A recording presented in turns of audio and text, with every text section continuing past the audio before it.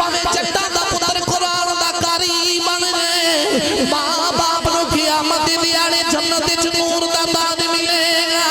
चाहे बट्टा दा पुत्र कुरान दा हाफिज बने मापियां नूं जन्नत विच नूर दा ताज मिलेगा। भावें आराइयां दा पुत्र कुरान दा हाफिज बन जाए जदों क़यामत दा दिन आवेगा मापियां नूं जन्नत विच नूर दा ताज मिलेगा। चाहे कसाईयां दा पुत्र कुरान दा हाफिज बने मापियां नूं क़यामत दे दिहाड़े जन्नत विच नूर दा ताज मिलेगा।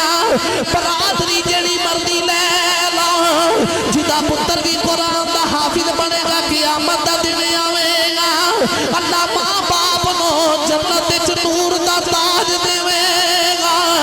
जे तेरा ते मेरा पुत्र कुरान दा हाफिज बन जाए अल्लाह मापियां नूं नूर दा ताज देंदा है। फिर उन्हां मापियां दी क़यामत नूं कितनी उच्ची शान होवेगी जिन्हां दे पुत्र दे सीने ते कुरान नाज़िल होंदा रहा।